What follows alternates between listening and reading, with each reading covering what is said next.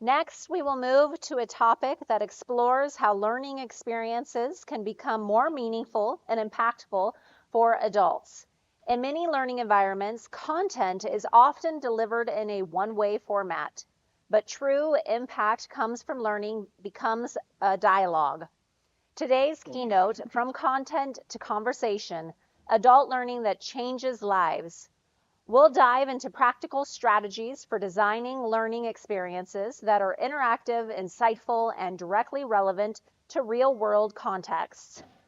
Please join me in welcoming our keynote speaker, Sheila J. Simpson, the Executive Director of FOCCUS Marriage Ministries. With over 38 years of corporate and IT experience, she has played a key role in developing and launching new inventories that serve diverse couples' needs. Please put your hands together for Sheila J. Simpson.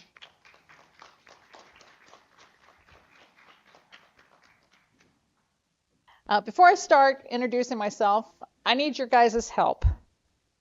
Raise your hands if you've ever designed a class, a training, a workshop, a staff meeting where people seem to enjoy themselves. Okay? Now keep your hands up if you realized that later they did not use what you actually taught them. Yeah, lots of you. Okay, you can put your hands down now. Maybe they liked it. Maybe they complimented it. Maybe they gave you comments like, this is going to be helpful. Or maybe they filled out a evaluation form and had all the right numbers. But a week later, a month later, maybe even by the next Monday, you realize that they didn't use anything that you taught them. That experience right there is not a motivation problem. It's a design problem. And what I want to start here is with you in this room. As you guys know, you care. You want to help people improve. You want to help them succeed. You want to help them grow. So I don't need to explain it much, but this is where it all starts, is with you in this room. So if the learning's not sticking, the issue is not that you don't care enough. And most of the time, the issue is not the audience is lazy, resistant, or impossible. Adult learning fails because it's not because people don't care. It fails because it's designed to be consumed and not used. And if we're all honest, we all know what that feels like. We've all sat through sessions that were polished, that had the slick slide presentation, that had the tidy outline, but yet still the material was not used. They left with a notebook full of notes that basically stayed in the notebook. So let's make this real right away. When was the last training that you actually changed your behavior? Think about that for a minute. Talk about that to the person next to you. The question is, when was the last training that you attended actually changed your behavior?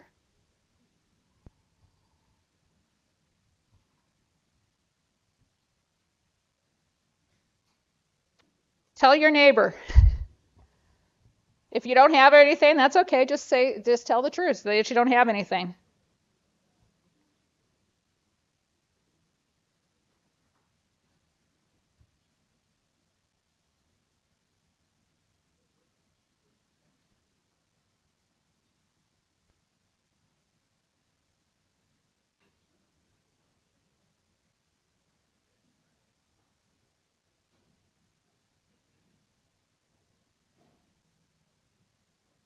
Okay, let's come on back. What was some of the discussion? What did you talk about? People don't usually remember the training because of the slides that are beautiful. They don't remember it because the outline's tidy. They don't remember it because the presenter covered all the material that was to be covered. They remember it when something shifts. They remember it when something becomes personable. They remember it when something moves from information to ownership. That's what we're after today. It's not just content. It's just not more an engaged delivery. It's not a better, energetic presenter. We are after adult learning that actually changes lives. And if that sounds ambitious, good. This room is full of you that are ambitious and want to help with that level. Here's one of the biggest mistakes that we make with adult learning. We tell the wrong story about adult learners. We say that adults are hard to engage. They're hard, they're resistant. They're set in their ways. They're too busy. They don't want to participate. They're passive. They just want the information, they want to move on. And in all those statements, there may be a little bit of truth, but that's not really telling us the deeper truth. The deeper truth is adults aren't unmotivated. They are overburdened and undesigned for. I want to say that again because it matters. Adults are not unmotivated. They are overburdened and under-designed for. Adults walk into their learning space carrying life. They're carrying deadlines, stress, responsibilities, unfinished work, uncertainty, emotional fatigue, and often more pressure than we can even see. So when they sit down for your training or your workshop, they're not starting from zero. They're already full, which means the bar for relevance is higher. The bar for connection is higher. The bar for usefulness is higher. If what we offer feels vague, too abstract, too generalized, too content heavy, or too detached to reality, they do not think I should work hard about caring about this class. They think I do not have room for this. They're already full. It's not stubbornness. That's just plain human. Let me ask you something. How many of you have ever sat in a training and thought, this makes total sense, but I'm not going to use it? Nobody's going to raise their hands on that one? I will. That moment's everything. That moment is where learning dies.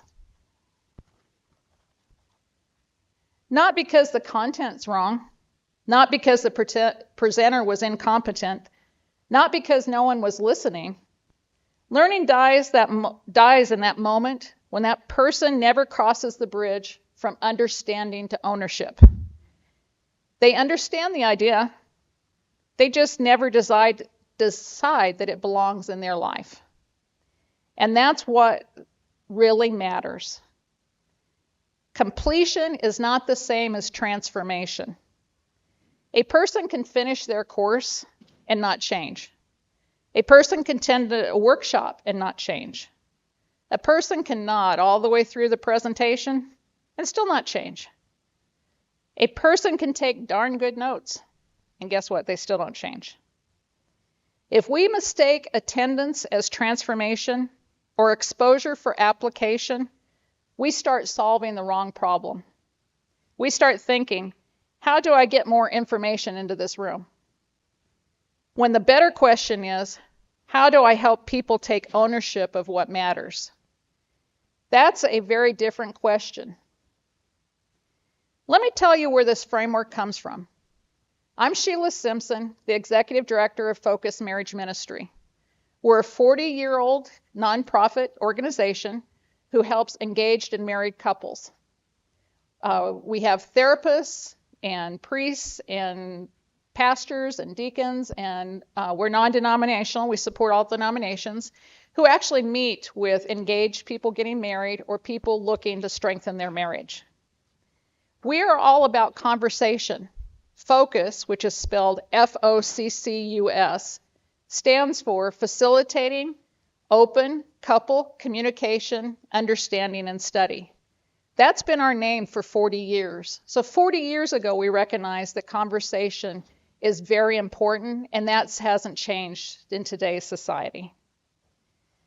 We have a model where those people who meet with those engaged couples and married couples, they have them take an online inventory or assessment test for their relationship. You can't pass it, you can't fail it, and it's unique to each couple. We ask that our facilitators, the people who sit down with the results of that inventory or assessment tool, and discuss at least 4 to 6 times with that couple items that they need to talk about before getting married or things that they need to talk about to strengthen their marriage. So we ask that our facilitators be trained.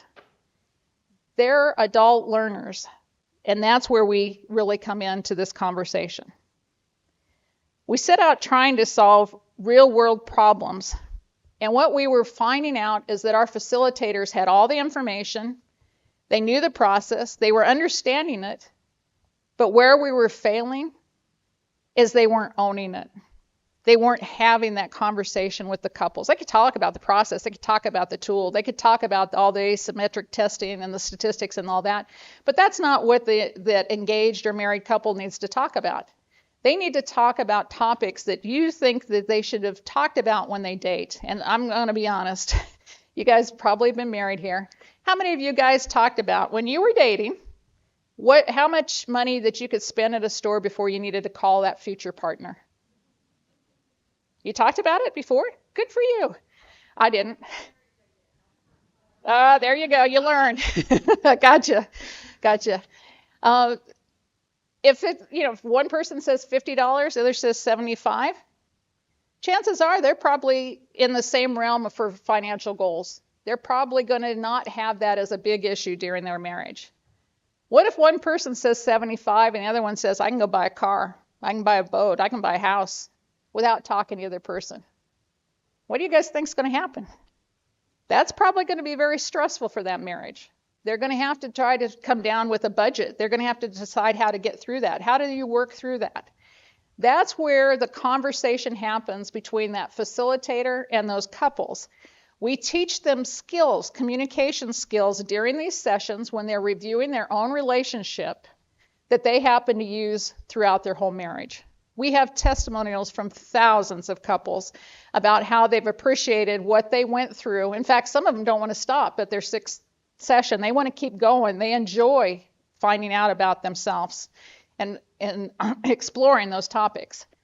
What happens when maybe you have an interfaith couple? Do you think they've talked about dating, about what happens when you have kids? What traditions do you keep? What do you carry forward? Do you think they've talked about that?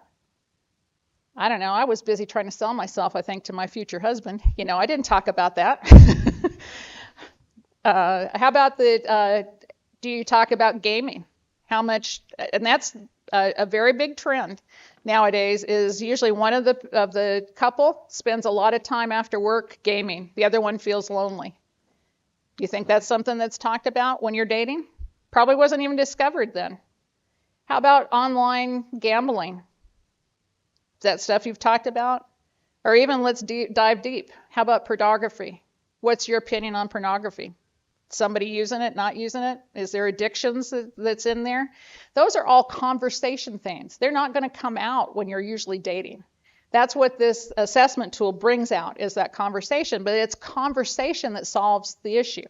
And when they can't be solved, they're referred usually to professionals, therapists, priests possibly, depending on what the issue is, to see if they can solve the differences. And honestly, the tool works the best. It has stopped some people from getting married, which then lowers the divorce rate. And I don't know if any of you have been divorced. It's not a pleasant experience at all to go through that. So if you could avoid that to begin with, that looks like it is a thing to do. But how do you avoid that? Is through the conversation. It's having that conversation you didn't have with other people before you when you were dating.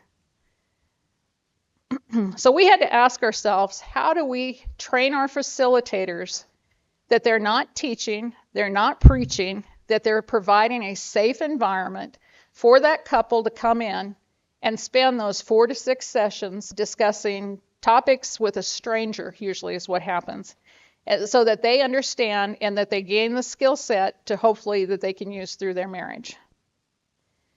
We had to rebuild our training material. We had to stop asking the question, do they understand it?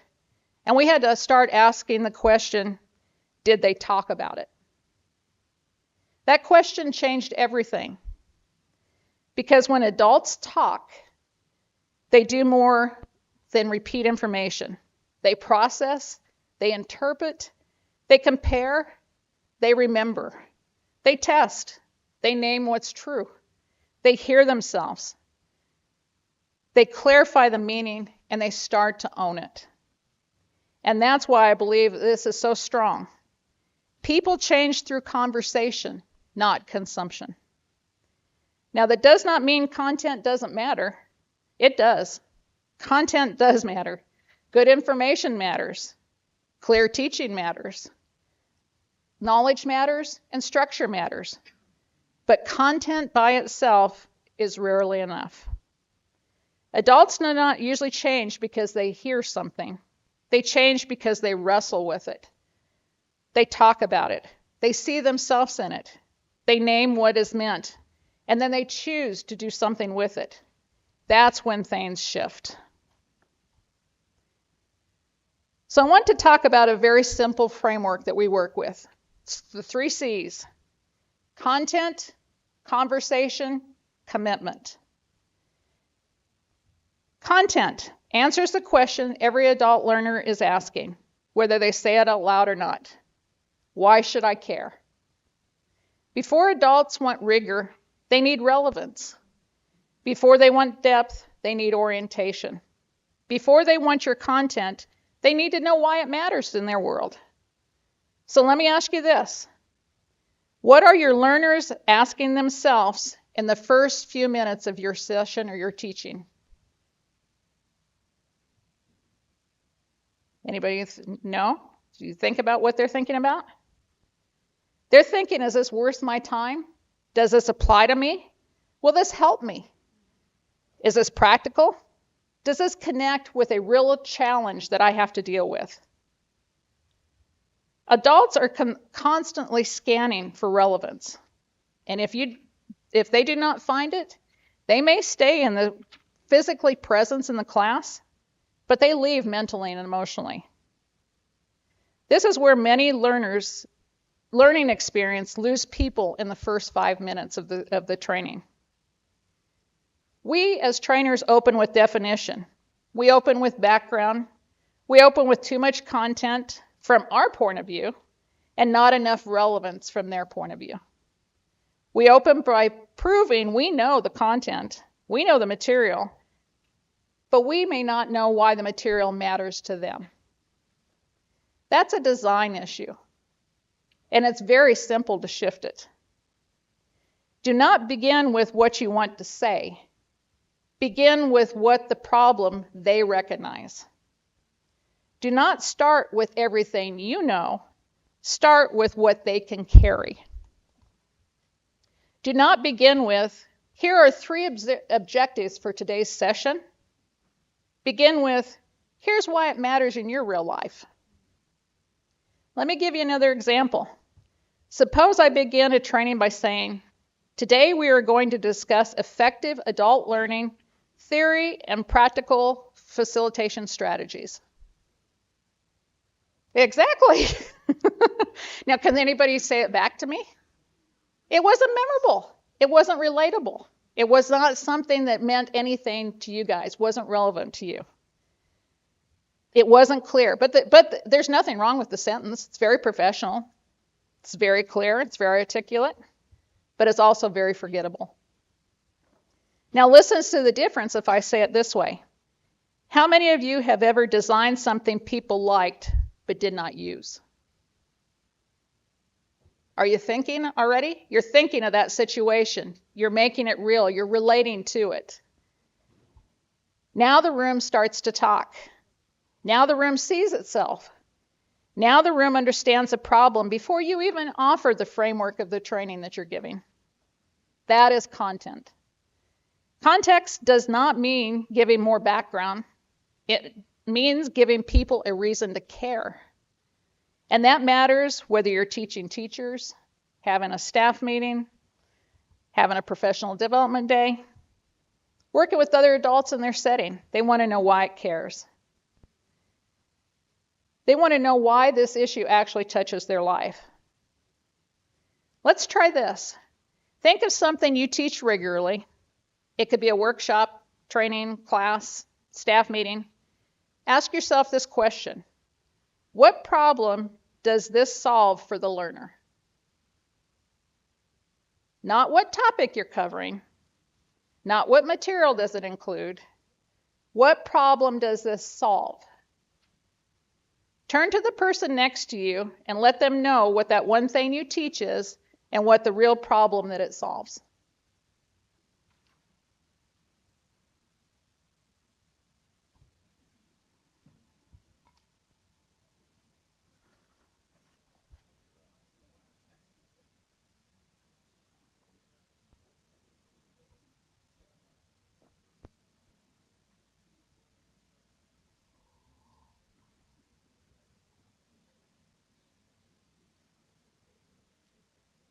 Okay, what happened when you framed it as a problem instead of a topic?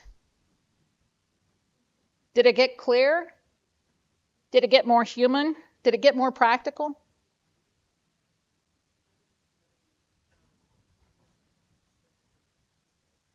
Adults connect with tension before they can connect to terminology.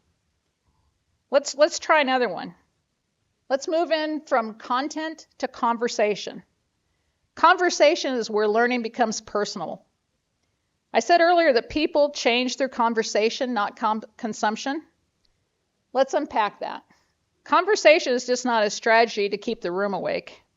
It's just not a participation trick, and it's just not a way to make you stay awake after lunch. Conversation is where adults decide whether a new idea belongs in their life. They hear the idea, they test it, they compare it to experience, they react to it, they push against it, they name examples. They hear someone else say something that sharpens their thinking. They say something out loud, and in hearing themselves say it, they understand it differently. That's why conversation matters.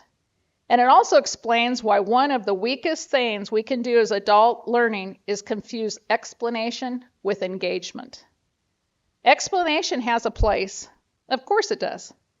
But if explanation is the dominant mode, adults stay in spectator mode. They may admire you. They may agree with you. They may even quote you later. But agreement is not the same as ownership. Here's an example. Here are some effective ways to meet different learners. Here's an effective way to meet different learners' needs. Again, there's nothing wrong with that sentence. It keeps the learner in passive mode. But what if I change it to a question? Where does it get hardest to meet learners' needs in your classroom or your system? Do you hear the difference? One delivers content, the other delivers surfaced reality. And once reality is on the table, the rest of the learning has somewhere to land. Because now people are not talking about a concept that's abstract. They're talking about the actual pressure points, the actual constraints, the actual breakdowns, the actual places that it's hard. How about this? Here are 5 strategies you can try. That sounds helpful, doesn't it? People may even write them down, but it says absolutely nothing to them. How about if we said, which one of these feels most doable for you in the next 2 weeks and why? Now you've shifted the room from exposure to ownership. Now they are making a decision. Now they are choosing. Now they are connecting with the idea of the constraints of real life. That's much more strong. It's a stronger learning mode. How about this one? Effective communication is essential for strong teams. How many's heard that one before anyway? Yeah, that's a very common one. Is it memorable? Is it potential? Is it transformative? No. What if we say, where does communication break down most often on your team, and what does it cost when it does? Now you're probably thinking about it. Now people are just not agreeing with the principle. They are naming consequences. They are remembering instances. They are recognizing patterns. They are locating the problem. That's where learning starts to move. How about this one? Where does it get hardest to move when good information in real life uses your environment? Can you answer that?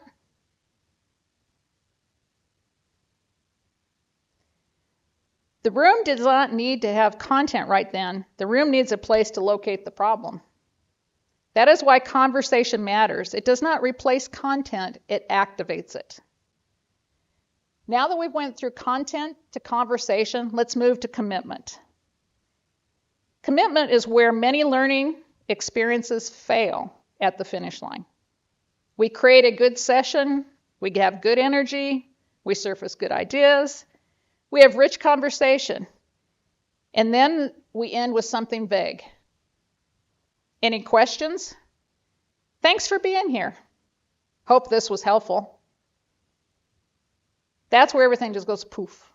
It evaporates. Why? Because insight with ownership fades fast. Adults do not need the pressure of a perfect plan, but they do need a next step. That's not just a next step, a small, realistic, self-owned next step. The smallest commitment action beats the biggest unowned insight. The line that matters, because most adults leave learning experiences with ideas that are too big to implement, so they say nothing. I should redesign my whole process. That's huge. I should completely overhaul how I teach. Oh, that's a big one. I should become a different kind of leader by next week. Well, good luck. What is one small action that I can take today and still succeed? One question I can ask, one part of a meeting I can redesign, one slide I can replace, one discussion I can structure differently, one way I can open a session, one moment where I can choose conversation over content overload. That's a much more useful ending.